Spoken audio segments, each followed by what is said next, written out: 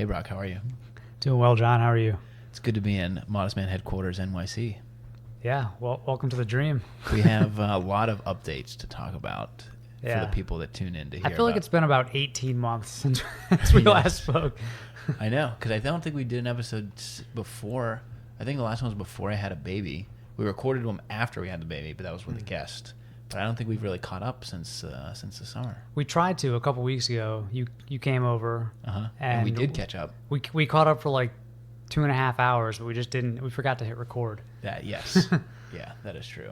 Yeah. But we need to keep the guests, the listeners, updated as to all the action that's going on, because you haven't really talked about moving yet. Yeah, I haven't made an announcement on YouTube or anything, but yeah, I'm in New York now. So moved to New York, living in the Upper East Side. Got a little studio, which we're currently in, and yeah, it's awesome. Been here for like you 3 upgraded weeks. from the air mattress. I have a real Since I bed was now. here. I have a real bed. I pretty much have the entire place ready. I still need window blinds, which is weird. I've never bought blinds before now.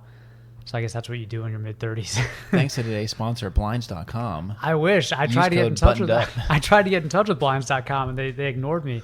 But I do have some sweet stuff from Article. So I'll do a video tour if you guys follow on YouTube and show you the place. I use Blinds.com at my house. Most of our house is Blinds.com. Yeah. I used their competitor Blindster because I was spiting them. Oh. Hashtag not sponsored. Yeah. Yeah, but no, it's cool. It's awesome. It's like just enough space and can do videos in here, and yeah. Well, and you're also you're living the bachelor life because your wife is over in Europe. And Yeah. so you decided to come to New York, so you have easier access to Europe, which is great. Yeah. Wife's from Rome, and it's very easy to get from New York City to Rome or really anywhere in Europe. So I'm up here doing my Peter Manning marketing stuff, running Modest Man. There's so much happening up here in the fashion industry, and yeah, it's really cool. I know. I've been here 3 of the last 4 weeks. John basically lives here now too. Yeah. The guy at the hostel that I stay at was like, "Oh, you're back?" And I was like, "Yes, I am." They should get on like a monthly deal with them or something. That would be nice. I need a bigger room though. I don't fit in the rooms. So my place is small, but your hostel place is I it's can like the fit bed myself. basically, right? I can fit the mattress is in there, and then the suitcase that I bring takes up the rest of the room. That's how big the hostel is. Wow. So on my personal channel, I have a video where I was in the larger room with a double size bed, not a queen bed. It was a double. So, and I showed that one, but there's like lattice on the ceilings because it's shared sleeping. It's a hostel. That's right. There was like somebody above, right? There's no one Like above, but the room next to you, you can hear everything going on. in there. Oh, okay, yeah. So yeah. you sleep with them. I bring a mask and I have earplugs, and that's how I sleep. But Yeah. the twin bed that I stay in, I physically don't fit. It would be nice to be a modest man in the in a Yeah, twin it'd bed. probably be plenty of space. I have a full right now because we have a queen at our last house, and I got a full just to have more space in the apartment because Becca might be here a couple times during her stay in Europe. So I was like, yeah, I'll just get a full, which is plenty for one person, but I don't think I can go back to a twin. No. For a while, my wife and I stayed on a twin. Like when I first bought my house, I brought my twin bed from my apartment that I was renting, and we slept on there, and everybody thought we were weird. And now we look back and we're like, wasn't that weird? You get used to whatever you have. Like I remember in college we had twin beds in our dorms, and we had girlfriends and stuff, and it was just normal. We didn't even have AC either, just twin beds and no AC in mid-Atlantic summers. But then you have a queen bed, and you're like, and you can't really go back. That's true. Yeah. Well, I had a baby in the summer, our third, in July, and then spent most of August hanging out with the whole family and basically not doing much, which was really nice. You took a vacation, time off work. Yeah. It was weird, but I ended up I had video shot and I had some all kinds of stuff. But I think did I put the Alan Edmond ones out in August? I think I did put it out after the baby. I can't remember. That project was the most I've worked on anything I think in my whole life, and I actually recorded a podcast episode when I was in the trough of it, and I was like, "This is the worst." I never put it out. It's still sitting in the folder. Maybe I'll put it out as a After Dark exclusive or something. But So how the video land on the audience? How did it perform compared to how you thought it was going to do? almost exactly what I expected. It's I've definitely figured out. I definitely have a pretty good sense about the videos and YouTube and stuff. I figured it wouldn't be a huge video, but the people that would watch it stuck around, and like the audience retention on it is like 60%. It's like through the roof, especially for a 50-minute video. And so like the people that find it stick around and watch it, but it didn't like cross over into a wider audience. Yeah. But it's like if anybody is an Alan Edmonds enthusiast or they're really into it, like they've watched that video. And it's nice too, like in the Alan Edmonds enthusiast group, people will ask questions, and then sometimes people will post that video and say, go to this, like, you know, go to like the 35-minute mark, and it talks about that sort of thing. Yeah. But the 3 people that I worked with on the video have all left Alan Edmonds since then. And so like the president is gone that was in the video. Like he's not there anymore. Well, I don't know if that's public, but I was told by my former, my buddies that work there that he's not there. But the guy who's been there for 30 years, the one who like designs all the welts and all the like the manufacturing process, he's still there, which is comforting. Like you can change a president and it's not going to make that big of a difference. The guy who like designs the machines that make the shoes, he's still there. And so that's a little bit reassuring. But yeah, they turned over some marketing people. Well, the video definitely, I mean, I was a fan of the brand. My first pair of dress shoes is the Park Avenue, and they're still my favorite pair. They're like very comfortable. I wear them a lot. But you know, I've heard things just like everybody about the quality and like changes with the brand recently. But I gotta say that video kind of renewed my faith a little bit, or maybe gave me a little more respect for the brand and their mindset behind it, as long as whoever came in to replace those people share the philosophy. Yeah, it helped me too, because I've talked to so many brands now that want to make in the USA, and they hit a certain scale. Like I just talked about this in my Mizzen and Main video. It's like they can't manufacture at a certain scale in the US unless you own the entire supply chain like Alan Edmonds, and they're like one of the only people that's doing it. Like, yes, Alden makes shoes here, but they don't do it at a scale that Alan Edmonds does. Like, Alan Edmonds is unique in that they make so many shoes, and they have such, you know, everything's done here. And like I spoke in my original Alan Edmonds video. I said that they were no longer using American leathers, but they've always used French, German, and Italian leathers because they just want to use the best stuff.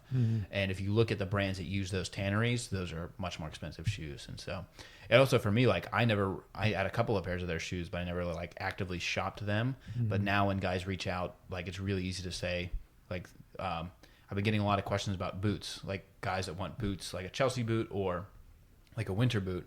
And it's really easy to say, like, look at this waterproof collection from Alan Edmonds that have waterproof leathers and a waterproof membrane that you don't really see in other places. And so, like, I'll reference either the boot check video I did last year, or say, like, you know, check out this collection. And right now they're having a sale. They do like 2 sales a year. This is the time for one of them. And so, I thought it was interesting what I think it was the president, what he was saying about direct to consumer brands, and and he was like, you know, we're direct to consumer. Like, yeah, we do wholesale, but like you can buy them from our website, and that's literally direct to consumer. Whereas these new D2C brands, they're just middlemen between you and the manufacturer, basically. Yeah. And he referenced when we were there, I don't think it was in the video, but he referenced like Tecovas, the boot company. He was like, they're using a manufacturer that makes other Western boots, but they're saying they're direct to consumer, and it's like they're direct to consumer marketing wise or like sales wise. Yeah. But like the head of manufacturing, Jim Cass, in that video, I would ask him questions and he would give me 2 answers. One was like the most real answer that he could give me, and the second one is like more of a customer answer. So I'd be like, you know, because he can design any shoe he wants. He can take the 65 last, put any upper on it. He can mix and match the leathers, like, because he knows the process. And he's like, oh, tell me what shoe you want and whatever you want, and I'll make it for you. And I was like, well, can a customer order this? And he's like, no, like blah blah blah. Or I'll be like, how long does it take if you custom design a shoe and you like want to make that? He goes, man, I can get this thing offline in 2 hours. And the president's like, yeah, but the customers can't do that. And he goes, right, like we have special process for these. In the undertone, I don't think I had to mention this in the video, but like the underlying message of a lot of those discussions was they want to go to custom footwear. They want to get to a point where they have a platform where you can say you want this last, this upper, this leather, this color, and then you can order it and they'll make it within a couple of days, because they can do that. Like they can make, you can tell them you want a shoe and they can make it in the same day. It's just their overall processes. Yeah. And they mention it a little bit in the video, and so it'll be really interesting to see if they can actually, if they get the tech talent to make that a viable platform. Because like you and I have used custom shoemakers in the past, and like it's pretty good. They take 4 weeks and it's pretty competitive. Like, they're about $200 to $300 depending on the company. And so it'll be interesting to see if they can like move their own culture into that space, because they're experimenting with it now with these trunk shows. So you can go, they're doing a trunk show right now with like Shell Cordovan. So they have an exclusive run of Shell Cordovan, and you can go to the store and say you want this boot, or you want it in a derby, you want this color. You can customize it and they'll build it for you in the trunk show, but to see them at scale would be pretty cool. So yeah, because right now it seems like the custom footwear market is very similar to custom suiting, where it's like middle to slightly higher end. It takes about a month, and customization is, I'd say, kind of limited. But it seems like if Allen Edmonds started doing custom shoes, that would be like some heritage shoe brand all of a sudden just going to like online made to measure. Yeah. Yeah. That's like when Joseph A. Bank kind of opened up made to measure. Mm-hmm. Yeah. Well, so I have that. And then last week I was here and I interviewed Joseph Abboud. By the time people hear this, the episode will have been up. And I'm very disappointed in my interviewing skills.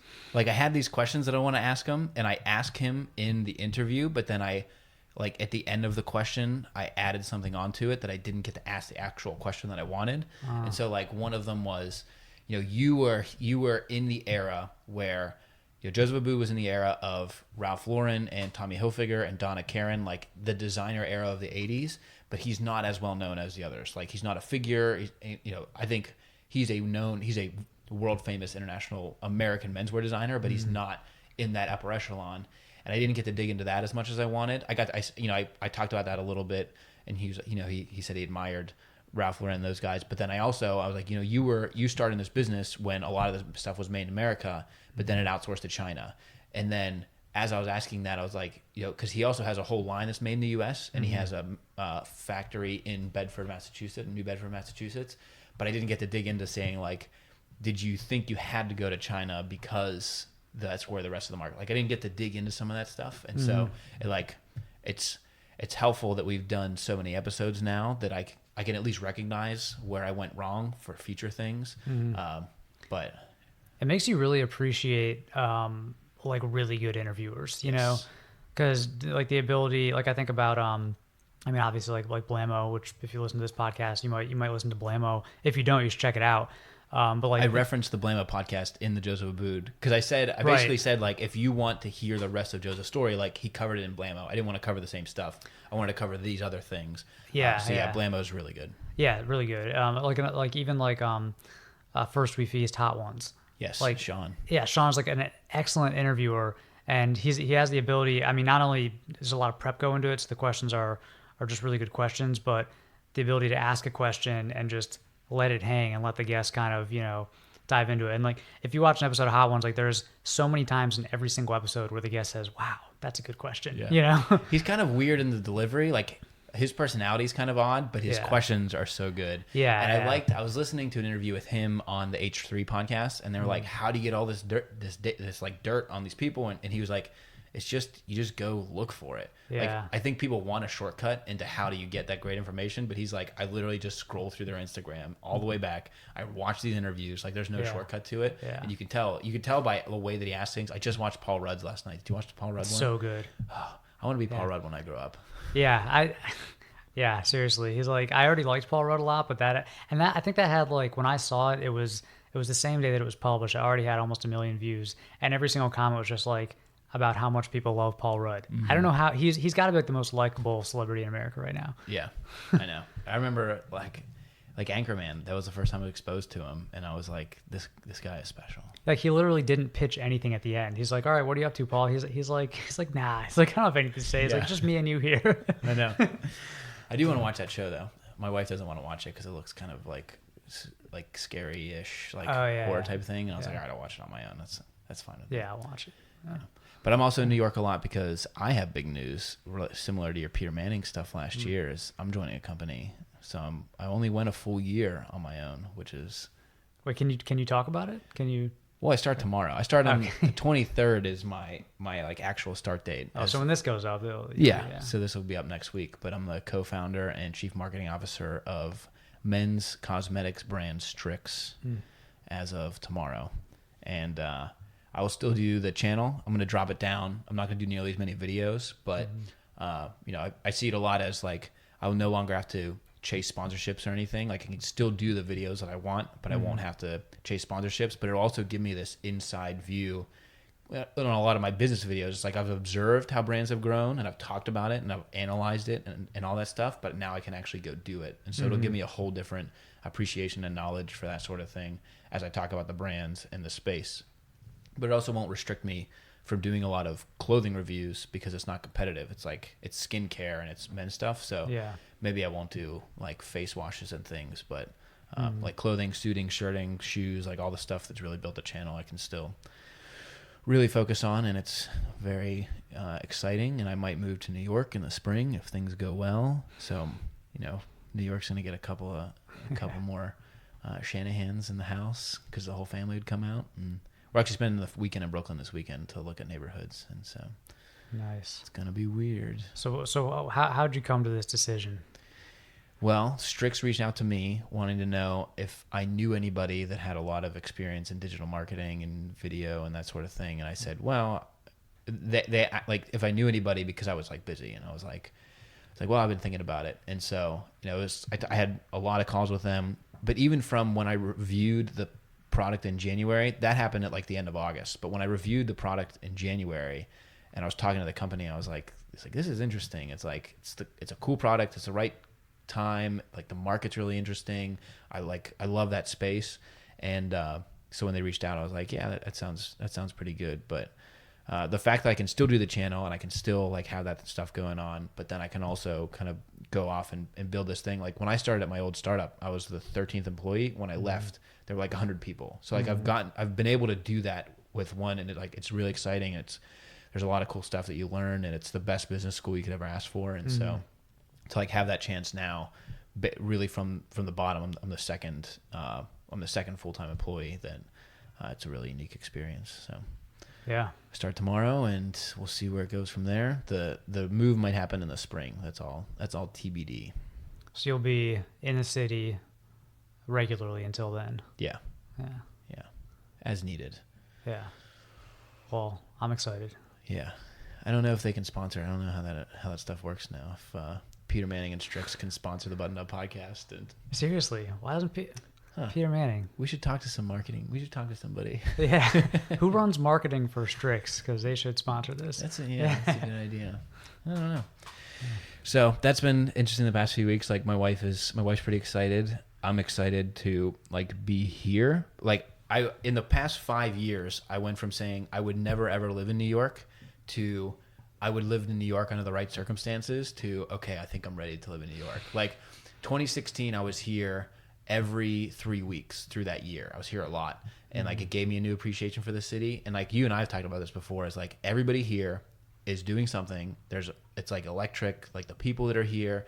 And I used to work in downtown Pittsburgh, and I left that company and went out to the suburbs, and like I missed being in downtown Pittsburgh, which is like basically 4 blocks in New York is like downtown Pittsburgh. But like there's an energy to, you know, when you go out to lunch and you can go anywhere in the city and there's like people and it's a very different environment, and like just to have that chance to like be here. And I know there's a ton of my audience that's here too, because like when I post things from New York, people will say like, hey, like can we meet up or like get coffee, and like just to be around so much of what's happening. It's like I've tried to recreate that in Pittsburgh. Like I tried to find the people that are doing things like this or blogging or YouTube or Instagram, and like I think I found them all, which is frustrating that there's not a larger pool to do that. Yeah. And so that's what's probably most exciting about the whole thing. Yeah, the density of just people just doing kind of their own version of creative entrepreneurship hustle, you know, is amazing here.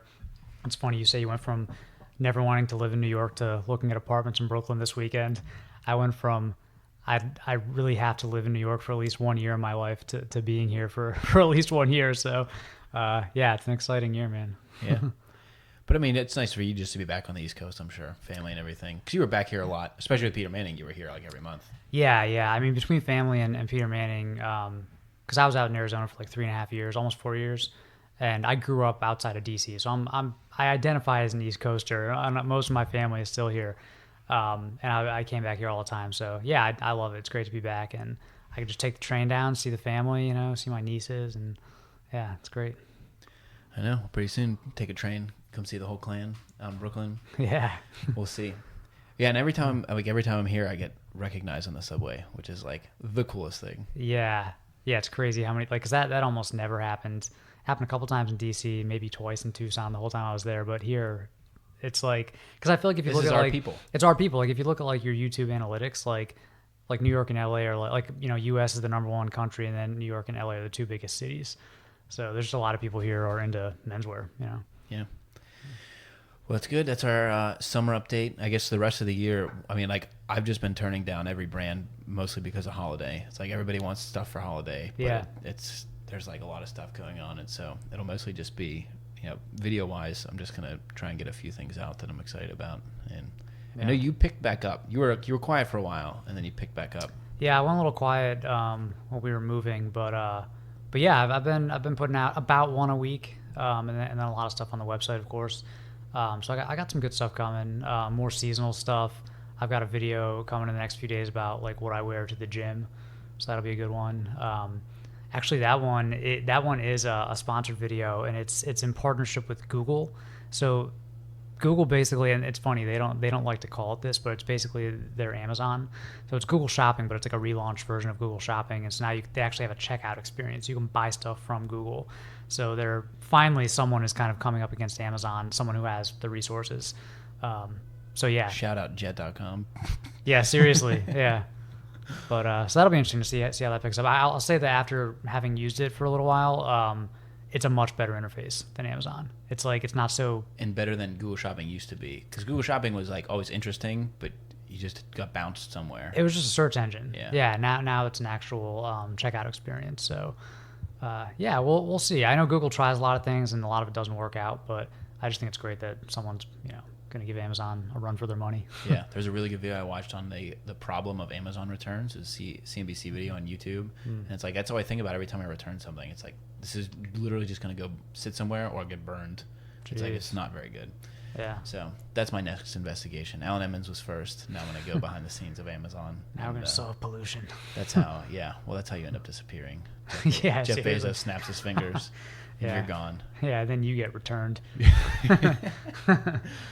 Well, that's good. Well, Button Up Podcast listeners, we had great guests over the summer. We joked on Brian Sakawa's episode that you were making blogging great again, and you definitely have leaned into that. Yeah. But now that I've been here more, we got some really good interviews lined up, and it's easier to get in front of people, so they should sound better because we got a new mic. We're looking at all of our new mic setup here. John takes a portable podcasting rig everywhere he goes now. Yeah, I'm like a This pounds. American Life reporter. I'm like, hey, can I talk to you about your student loan debt? Yeah, exactly.